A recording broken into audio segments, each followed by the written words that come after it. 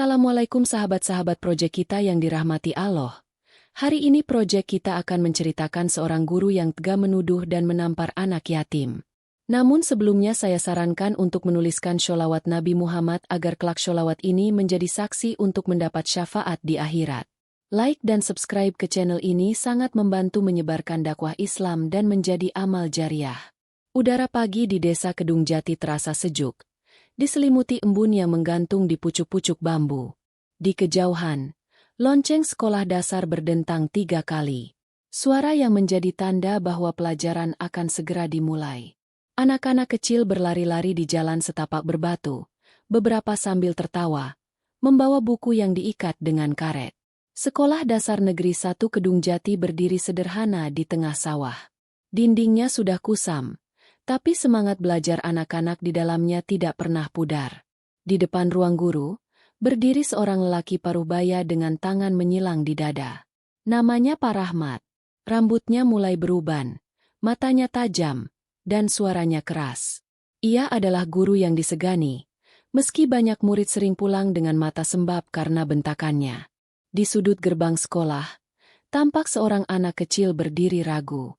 Pakaian seragamnya kebesaran, warnanya sedikit pudar, dan sepatu yang ia kenakan sudah bolong di bagian ujung. Itulah Danang, bocah kelas 4 yang baru pindah ke desa ini. Ia tinggal bersama neneknya setelah ayahnya meninggal dunia dalam kecelakaan truk di kota. Ibunya sudah lama tak ada kabarnya. Danang adalah anak yatim yang kini mencoba menjalani hari-hari baru di tempat asing. Ia menatap bangunan sekolah itu dengan canggung. Tangannya gemetar saat memegang map plastik berisi buku tulis. Beberapa anak meliriknya, lalu berbisik sambil tertawa pelan. Danang tak peduli. Ia menguatkan langkah, masuk pelan-pelan melewati halaman. Di ruang kelas, Pak Rahmat memperhatikan anak baru itu dari jendela. Raut wajahnya langsung berubah menjadi masam. Ia memang tidak suka murid yang terlihat bermasalah. Bagi Pak Rahmat, anak yang tidak rapi adalah tanda kemalasan. Anak baru? Tanya Pak Rahmat dingin saat Danang masuk kelas. Disambut lirikan semua teman. Iya Pak, saya Danang. Pak Rahmat mengangguk pelan, lalu menunjuk bangku kosong di belakang. Sepanjang pelajaran, Danang berusaha mencatat dengan rapi. Tapi ia tahu, banyak mata memperhatikannya. Ada yang mengejek pelan, ada yang mengganggu dengan menyentil dari belakang. Danang diam saja. Ia hanya ingin belajar. Ia hanya ingin menjadi anak baik, seperti kata nenek. Namun tanpa ia sadari, dunia barunya tak seindah harapan. Dan di sekolah inilah, takdir mulai menuliskan luka pertamanya. 3 hari telah berlalu sejak Danang pertama kali duduk di bangku kelas 4. Ia mulai terbiasa dengan suasana kelas. Walau sikap beberapa teman belum ramah padanya. Ia tetap datang pagi-pagi, menyapu halaman sekolah tanpa disuruh, dan selalu menunduk saat berbicara dengan guru. Namun hari ini, suasana kelas terasa berbeda. Wajah Pak Rahmat lebih tegang dari biasanya. Di tangannya, sebuah map coklat lusuh yang biasa berisi uang iuran kelas. Ia berdiri di depan papan tulis dengan sorot mata tajam, memandangi satu persatu muridnya. Siapa yang mengambil uang iuran dari laci meja saya? Tanyanya pelan namun menekan. Seluruh kelas hening. Tak ada yang bersuara. Beberapa murid saling melirik, sebagian malah menunduk, pura-pura sibuk dengan pensilnya. Pak Rahmat membuka map itu, lalu melemparnya ke meja guru. 200.000 hilang. Ini uang untuk beli alat kebersihan. Tidak ada yang pulang sebelum saya tahu siapa pelakunya. Keringat dingin mulai membasahi dahi Danang. Ia tidak tahu apa-apa, tapi tatapan Pak Rahmat perlahan mengarah padanya. Seperti mata elang yang sudah memilih mangsa. Kamu, Danang, berdiri. Danang berdiri perlahan, bingung. Seluruh tubuhnya gemetar. Kamu yang baru. Anak yatim. Sepatumu robek. Seragammu lusuh. Butuh uang, ya? Danang menggeleng cepat. Bukan saya, Pak. Saya tidak tahu. Pak Rahmat melangkah cepat ke arah Danang. Suara langkah sepatunya terdengar berat di lantai. Sebelum Danang sempat bicara lagi, telapak tangan Pak Rahmat melayang ke pipinya. Kelas terdiam. Beberapa murid menutup mulut. Danang tersentak. Matanya membelalak. Tangannya memegangi pipi yang memerah. Kamu pikir saya bodoh? Saya sudah lama jadi guru. Kamu pasti ambil uang itu. Keluar dari kelas ini. Sekarang juga. Danang tak bergerak. Hatinya seperti diremas. Ia tidak paham kenapa tuduhan itu datang padanya. Ia hanya tahu, ia tidak mencuri.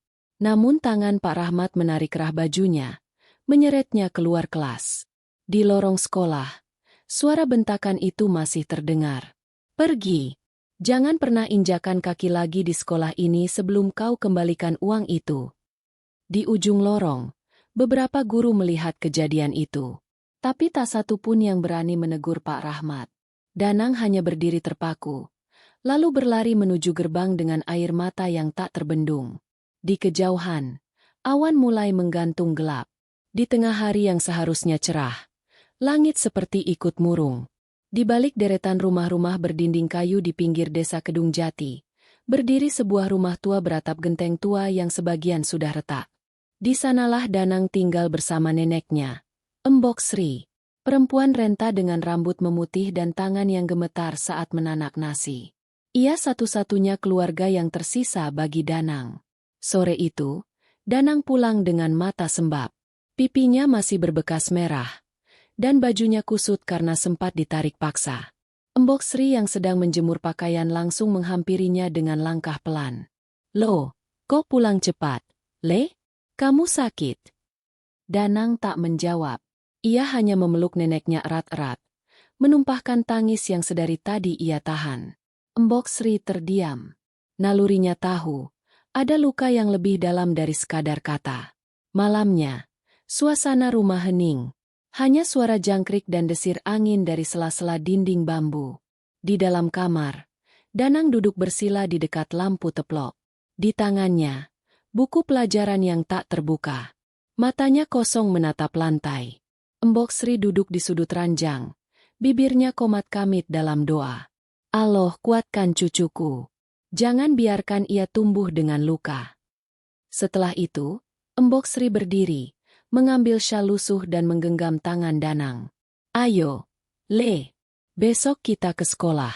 Embok akan bicara sama gurumu. Danang terkejut. Jangan, Embok. Nanti Pak Rahmat marah lagi. Namun Embok Sri tersenyum. Senyum yang menyimpan keteguhan. Embok tidak akan marah. Embok cuma mau tahu, kenapa cucuku yang dituduh. Pagi berikutnya, udara masih basah oleh embun saat Embok Sri dan Danang berjalan kaki menuju sekolah. Beberapa warga yang melihat mereka berjalan pelan itu hanya menunduk. Mereka tahu, kabar Danang ditampar dan diusir sudah tersebar dari mulut ke mulut. Sesampainya di sekolah, mereka disambut kepala sekolah yang baru saja tiba. Pak Harjo, lelaki berkumis tebal yang selama ini lebih banyak duduk di ruangannya. Wajahnya sedikit kaget melihat kedatangan tamu sepagi itu. Loh, Embok Sri? Ada apa pagi-pagi ke sini? Embok Sri menunduk sopan. Maaf, Pak. Saya cuma ingin bicara sebentar soal cucu saya. Namanya Danang. Pak Harjo mengangguk, lalu mempersilakan mereka masuk ruang tamu. Namun belum sempat mereka duduk, dari arah belakang terdengar suara keras. Suara langkah cepat dan pintu yang dibanting. Pak Rahmat muncul. Wajahnya gelap seperti mendung. Buat apa datang lagi? Sudah jelas dia yang mencuri. Jangan bawa-bawa nenekmu ke sini, Danang. Danang merapat ke tubuh neneknya. Embok Sri menggenggam tangan cucunya erat. Pak Harjo berdiri dan menenangkan. Sudah, Pak Rahmat. Kita bicarakan baik-baik dulu. Namun Pak Rahmat tak peduli. Ia menatap Danang dengan tajam. Kalau kalian tidak bisa kembalikan uang itu, jangan pernah tunjukkan wajah kalian di sekolah ini lagi. Semua terdiam, kecuali suara napas Danang yang mulai tersengal menahan tangis. Di luar, matahari belum naik sepenuhnya. Tapi hati bocah itu sudah tenggelam jauh dalam gelap. Hari-hari berlalu tanpa kehadiran Danang di sekolah. Bangku paling belakang yang biasa ia duduki kini kosong, Hanya menyisakan bekas goresan pensil dan secari kertas lusuh yang pernah ia lipat menjadi perahu kecil. Beberapa teman sesekali melirik ke bangku itu. Namun tak ada yang benar-benar peduli. Semua berjalan seperti biasa, seolah tamparan dan pengusiran itu hanya angin lalu. Namun di antara mereka, ada satu anak yang tak bisa tidur tenang. Namanya Fajar. Anak laki-laki yang duduk 2 meja di depan bangku Danang. Ia pendiam, tak banyak bicara, dan sejak hari uang iuran hilang, wajahnya terlihat semakin pucat. Setiap kali Pak Rahmat menyebut nama Danang dengan nada penuh amarah, tangan Fajar bergetar. Setiap kali melihat bangku kosong itu, hatinya berdenyut seperti tertusuk duri. Di rumah, Fajar terus dihantui rasa bersalah. Malam-malam ia terbangun dari tidur. Keringat dingin membasahi punggungnya. Wajah Danang saat ditampar, saat menangis, terus menghantui pikirannya. Akhirnya pada suatu pagi, saat pelajaran belum dimulai, Fajar memberanikan diri mengetuk pintu ruang guru. Di dalam, Bu Retno, guru kelas 5, sedang memeriksa buku tugas. Ia kaget melihat Fajar berdiri di depan pintu dengan wajah pucat pasi. "Ada apa, Jar?" Fajar menunduk. Suaranya lirih seperti bisikan. "Saya mau ngomong, Bu. Soal uang iuran yang hilang." Bu Retno meletakkan pena. "Kamu tahu sesuatu?" Fajar mengangguk pelan. Lalu air matanya jatuh. Saya yang ambil, Bu. Saya ambil 2 lembar buat beli robot mainan di warung sebelah lapangan. Saya takut bilang saya nggak sangka Danang sampai ditampar dan diusir." Suara Fajar pecah menjadi tangis. Bu Retno tertegun.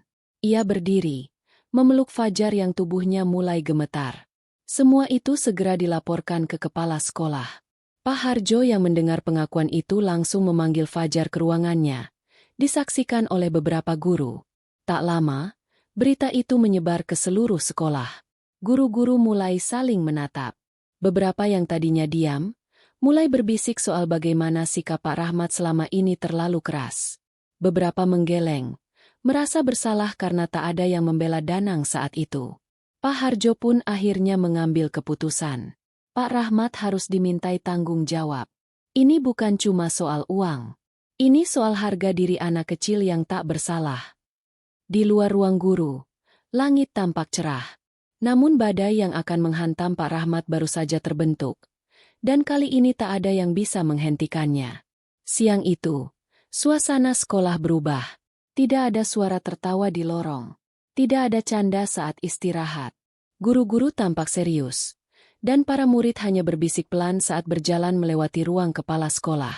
Di dalam ruangan itu, duduk Pak Rahmat dengan wajah tegang.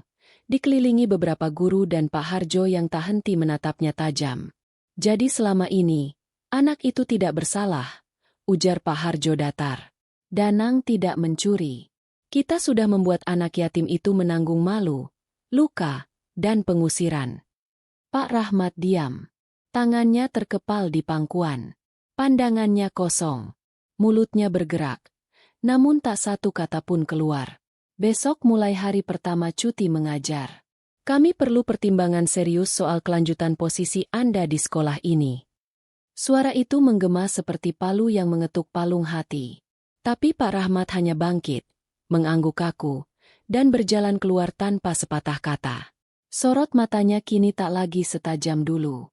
Ia melangkah melewati murid-murid yang kini menatapnya penuh tanya. Tak ada hormat, tak ada sapa, hanya keheningan. Setibanya di rumah, Pak Rahmat melempar tasnya ke lantai. Ia menghempaskan diri di kursi bambu ruang tengah. Kepalanya pening. Bayangan tamparannya pada Danang muncul berulang-ulang. Teriakannya, tatapan takut bocah kecil itu, dan suara rengekan perempuan tua yang memohon di depan pintu ruang guru. Semua itu kini menjadi gema yang tak bisa ia usir. Malamnya, saat hendak mengambil air wudhu, Pak Rahmat terpeleset di teras rumah. Kakinya menghantam lantai keras, dan tulang betisnya terdengar retak. Ia berteriak kesakitan. Tetangga berdatangan, membantunya dibawa ke puskesmas. Diagnosis dokter sederhana, patah tulang. Ia harus istirahat total. Kaki kirinya dibalut gips. Dan untuk sementara, ia tidak bisa kemana-mana.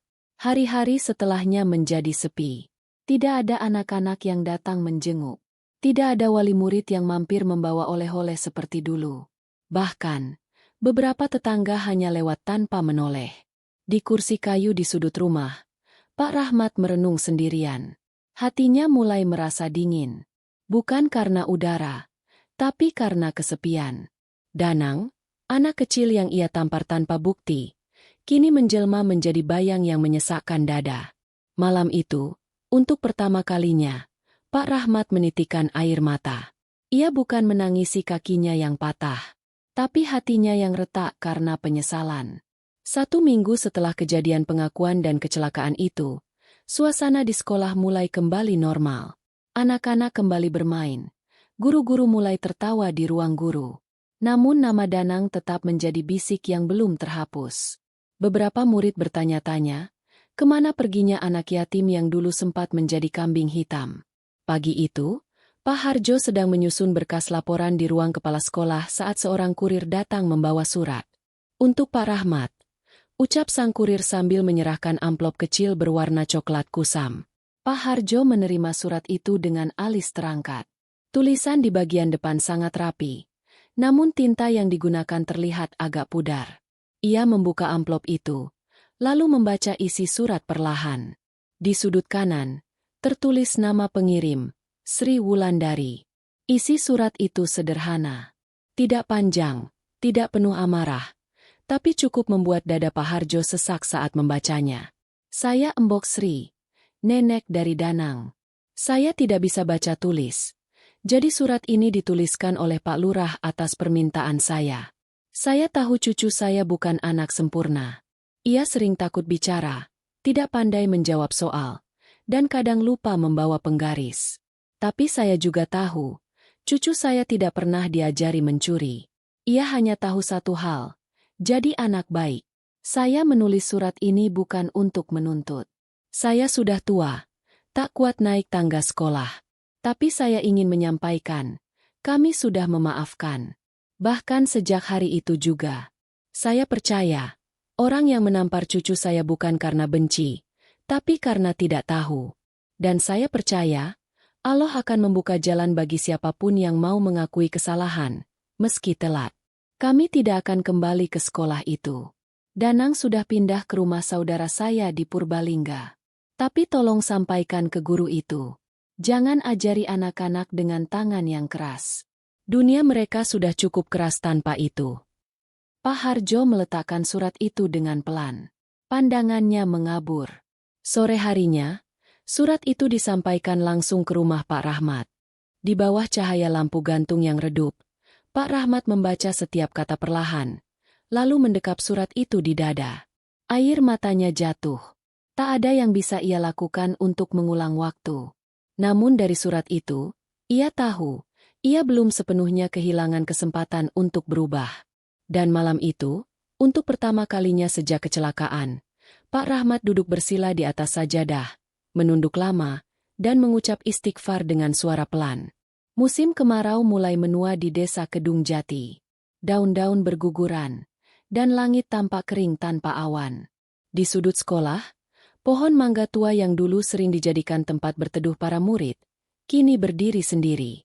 Di bawahnya, bangku semen memudar dimakan usia. Pak Rahmat duduk di sana, dibantu tongkat kayu yang menopang kaki kirinya yang masih lemah. Ia tak lagi memakai seragam dinas. Hari ini bukan hari mengajar. Ia datang atas permintaan sendiri, hanya untuk duduk dan mengingat. Beberapa murid yang lewat melirik, lalu berlari menjauh sambil berbisik. Dulu, mereka takut pada Pak Rahmat karena suara lantangnya. Kini, mereka bingung harus merasa apa. Sosok yang dulu mereka segani, kini duduk sendiri dengan mata sayu. Pak Rahmat memejamkan mata, membiarkan angin sore menyapu wajahnya.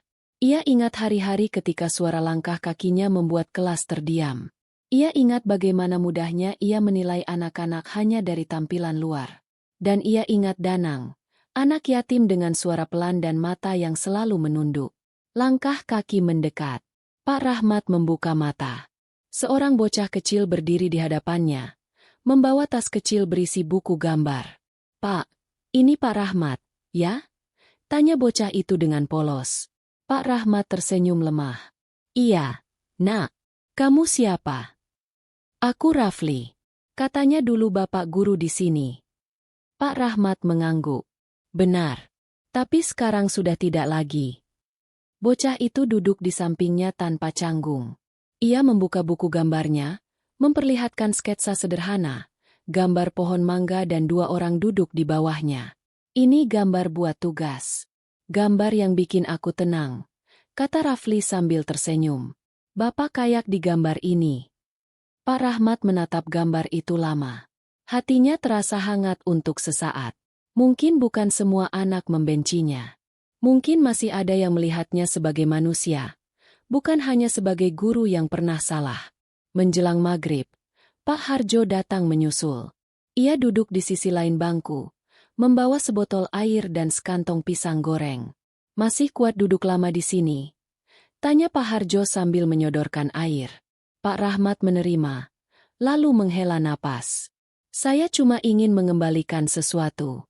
Bukan harta, tapi rasa. Saya ingin tempat ini kembali tenang." Pak Harjo mengangguk. "Kami semua salah, Rahmat.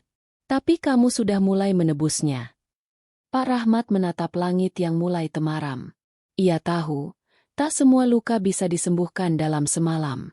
Tapi mungkin, dengan kerendahan hati dan sedikit kebaikan, luka itu bisa berhenti menganga. Dari kejauhan, terdengar suara azan memanggil. Pak Rahmat merapatkan sarungnya, berdiri pelan, dan melangkah menuju musala sekolah. Langkahnya lambat, tapi pasti. Dan untuk pertama kalinya sejak hari itu, ia merasa ringan. 1 bulan berlalu sejak pengakuan Fajar dan kecelakaan yang menimpa Pak Rahmat. Desa Kedung Jati tetap sunyi seperti biasa, tapi ada perubahan kecil yang terasa di sudut-sudutnya. Pak Rahmat tak lagi menjadi guru, namun ia mulai terlihat lebih sering di masjid, membantu membersihkan halaman, menyapu lantai, dan kadang-kadang memandu anak-anak belajar mengaji dengan suara lembut yang dulu tak pernah terdengar darinya. Di balik perubahan itu, ada satu hal yang terus mengganjal hatinya. Ia belum pernah bertemu lagi dengan Danang. Suatu pagi yang bening, Pak Rahmat meminta tolong pada Pak Harjo. "Tolong antarkan saya ke Purbalingga. Saya ingin bertemu Danang. Saya harus menatap wajahnya dan minta maaf." Pak Harjo menatapnya dalam. Tak perlu banyak bicara. Ia tahu, ini bukan sekadar permintaan. Ini tekad yang lahir dari luka yang menganga terlalu lama. Perjalanan ke Purbalingga memakan waktu beberapa jam. Melewati ladang tembakau, bukit-bukit kecil, dan jalan kampung yang sempit. Mereka tiba di sebuah rumah sederhana di tepi sawah. Rumah milik saudara jauh Embok Sri, tempat Danang kini tinggal dan sekolah. Ketika pintu diketuk, yang keluar pertama adalah Danang. Tubuhnya sedikit lebih segar, wajahnya lebih cerah, dan rambutnya lebih rapi. Tapi saat melihat Pak Rahmat berdiri di depan pintu, senyumnya langsung sirna. Ia mundur setapak, kaget, bingung, dan sedikit takut. Pak Rahmat menunduk dalam-dalam, kemudian duduk bersimpuh di tanah. "Danang, maafkan saya." "Sini." Angin menyapu daun pisang di belakang rumah. Tak ada jawaban. Pak Harjo berdiri di samping, tak berkata apa-apa. Ia tahu, ini bukan waktunya untuk campur tangan. Pak Rahmat mengangkat wajahnya. Matanya basah. "Kamu nggak salah waktu itu. Tapi saya terlalu cepat marah. Saya tampar kamu, saya usir kamu, saya lukai hatimu. Dan sampai sekarang, saya nggak bisa tidur tenang. Maafkan saya, Danang. Kalau kamu nggak mau lihat saya lagi, saya bisa pergi sekarang juga." Danang masih diam. Namun air matanya mulai mengalir.